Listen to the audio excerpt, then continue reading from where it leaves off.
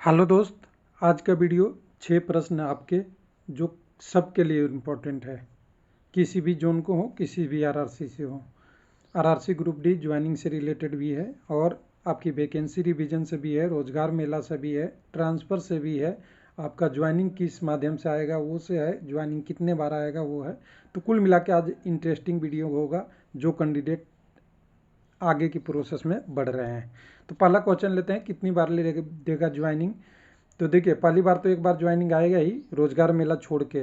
रोजगार मेला की ज्वाइनिंग नहीं मानिएगा, ये आपका एक इंडिकेटिव वर्चुअल ज्वाइनिंग है।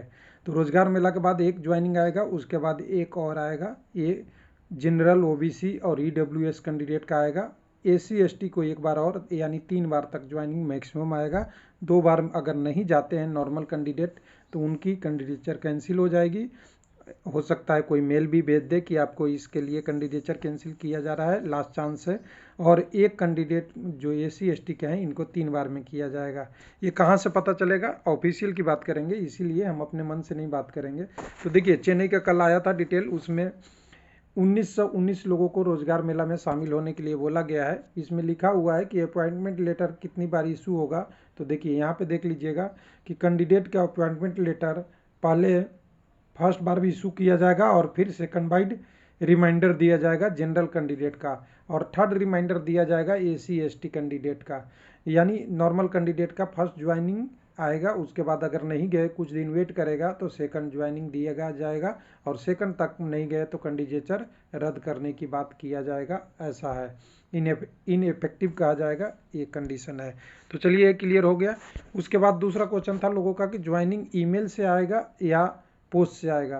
तो देखिए, ईमेल से जल्दी वाला प्रोसेस होता है और देर वाला पोस्ट से ही होता है, और पोस्ट को ही वैलिड अभी रेलवे में माना जाता है कि जो रजिस्टर्ड पोस्ट होता है पोस्ट ऑफिस द्वारा, उससे भेजा जाता है तो रिसीविंग आपकी क्लियर हो जाती है, तो रेलवे समझता है कि आपको ज्वाइनिंग मिल गई है। इसलिए पोस्ट से ज्वाइनिंग ज़्यादा चांस है। और ईमेल वगैरह से आएगा वो रोजगार मेला या कॉमन ज्वाइनिंग लेटर इशू होगा, वो सब आएगा। एक्चुअल ज्वाइनिंग पोस्ट से ही आएगा, ये त्रिवेंद्रम ने बोला है। हालांकि कोई आरआरसी इससे अलग भी फॉलो कर सकता है, तो दोनों चीज़ आप चेक करते रहिएगा। तो यहाँ पे त्रिवेंद्रम ने बोला है कि देखिए, अभी तो हम रोजगार मेला में सभी कैंडिडेटों को ले रहे हैं। ये 840 लोगों को बोला गया है रोजगार मेला में, जिसमें अभी दूसरा एक सवाल था कि रोजगार मेला में एनटीपीसी भी होगा क्या। तो देखिए, एनटीपीसी के देखिए यहाँ पॉइंट में है कुछ कैंडिडेट। देखिए, ये पे प्रजेंट इन 10 तारीख एलोंग विद 70 सीनियर सीसीटीसी और 78 ट्रेन मैनेजर या गुड गार्ड्स कर सकते हैं। और ये सीनियर क्लर्क टाइपिस्ट ये वाला है, सीनियर कॉमर्शियल ट्रेन क्लर्क वाला जो भी है, ये पोस्ट वाले एनटीपीसी का है। यानी एनटीपीसी भी साथ में शामिल होंगे ग्रुप डी के, जिनकी ज्वाइनिंग लेटर पेंडिंग है उनको भी लिया जाएगा। यानी आपकी ज्वाइनिंग लेटर किससे भेजा जाएगा? तो इसके बाद जब वो रोजगार मेला ख़त्म हो जाएगा तो आपको email to be send immediately for registered post. यानी देखिए, appointment through email to be send immediately followed by registered post. यानी ईमेल तो जाएगा ही जाएगा, साथ में रजिस्टर्ड पोस्ट भी जाएगा आपका, ये देख लिया जाएगा, ये ध्यान रखना है। यानी आपको पोस्ट ऑफिस से भी आएगी ज्वाइनिंग, क्योंकि वो वैलिड होता है, उससे रिसीविंग ले लिए तो आपकी रेलवे ऑथोराइज करता है कि आपने कर लिया। अगला ऑप्शन था 10 ईयर में ट्रांसफ़र होगा, इंटर रेलवे ट्रांसफ़र। यानी आपकी अपने मन से ट्रांसफ़र लेना है कि मैं यहाँ नहीं जॉब करना चाहता, कहीं और करना चाहता है, तो 10 साल लगेगा। म्यूचुअल ट्रांसफ़र के लिए अभी टाइम लिमिट नहीं है, म्यूचुअल ट्रांसफ़र आप कभी भी ले सकते हैं। और कुछ फैमिली ग्राउंड पे ट्रांसफ़र ले सकते हैं और बीमारी के ग्राउंड पे ले सकते हैं, लेकिन नॉर्मल ट्रांसफ़र की बात कर दिया है कि 10 साल। पहले ही नोटिस आया था, कुछ लोगों ने बोला था कि वीडियो बना के बता दो कि आप ये क्या है, सही है या गलत है।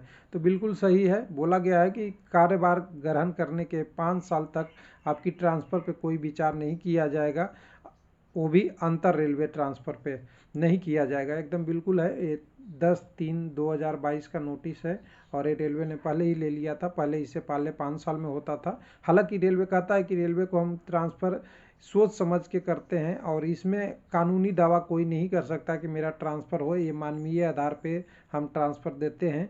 और साथ में ड्यूटी को विचार करने के लिए सहानुभूति के साथ हम रखते हैं, उसमें कैंडिडेट को नज़दीक घर के जॉब मिले, ये अच्छा बात है, लेकिन इशू ये है कि वहाँ पे काम इफेक्ट होता है, इसीलिए ये 5 साल से बढ़ा के 10 साल किया जाता है। ये पहले ही लेटर आ गया था।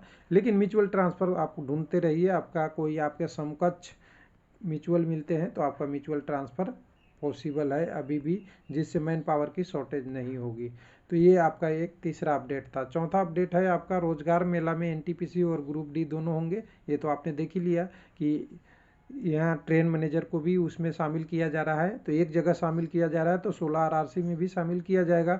ये तो डिटेल है, क्योंकि आप जानते हैं कि जितने भी रोजगार मेला में शामिल होगा वो 10 लाख जॉब को टारगेट करने के लिए है, कितने लोगों को जॉब दिया, इसलिए वो काउंट होगा। रोजगार मेला के बाद ज्वाइनिंग होगा, ये तो सबको पता है, देख ही लिया आपने, सभी में देखा कि सेपरेट इमीडिएट मेल भेजा जाएगा। ये आपने देख पढ़ ही लिया। 1 मिनट यहाँ पे कि जब रोजगार मेला इंडिकेटिव है और उसके बाद जैसे ही ऑफर और through email to be send immediately forwarded by registered post, यानी दोनों चीज़ें से भेजा जाएगा। और यहाँ पे देखिए ईमेल भी लिख दिया, थोड़ा कन्फ्यूजन रहेगा लोगों को कि देखिए offer of appointment through email to be send immediately forwarded by registered post. Registered post तो जाएगा ही, साथ साथ ईमेल भी जाएगा, ये ध्यान रखना।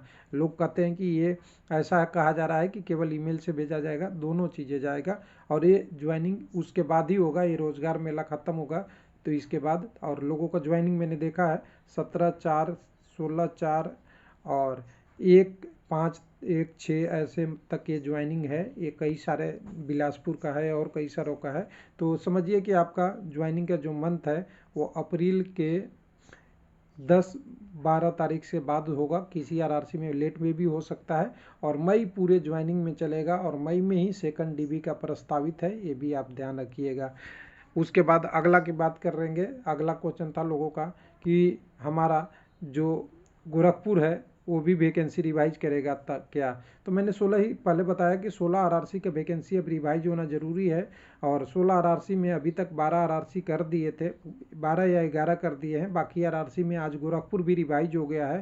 तो इसकी वैकेंसी टेबल आप देख लेंगे जाके वेबसाइट पे, तो आपको मिल जाएगा। हालांकि मेरे पास है तो मैं यहीं से दिखा देता हूँ आपको रिवाइज वैकेंसी में क्या हुआ है। तो देखिए ये पहले की पोस्ट थी, पहले की भी पोस्ट उतना ही थी। 1 मिनट, कहाँ गया है वैकेंसी, किसका आ गया, साउथ ईस्टर्न रेलवे हुबली का आ गया। 1 मिनट, मैं गोरखपुर वाला ले लूँ एक बार। हाँ, ये गोरखपुर का ये पहले की वैकेंसी थी। ये वैकेंसी आपका था नॉर्थ ईस्टर्न रेलवे का। टोटल मिला के अभी तक जो पोस्टें थी वो थी 4002। तो 4002 यहाँ पोस्ट है, वैसे ही है सब कम्युनिटी वाइज देख लीजिएगा, लगभग वही होगा 1570, 625 और ये। तो देखिए 1570 पहले वैकेंसी थी कम्युनिटी वाइज। तो यहाँ देखिए यूआर का 615 था एसी का।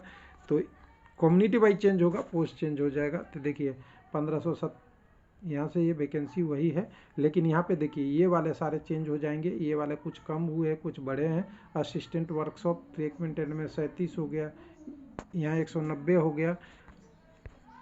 और यहाँ पे देखेंगे तो पहले 37 था, और ये वाला एनईआर में असिस्टेंट वर्कशॉप वाला 478 था सीवन मेडिकल का, जो बहुत कम हो गया है। उसी तरह कई सारे पोस्ट बढ़ गए होंगे, कई घट गए होंगे।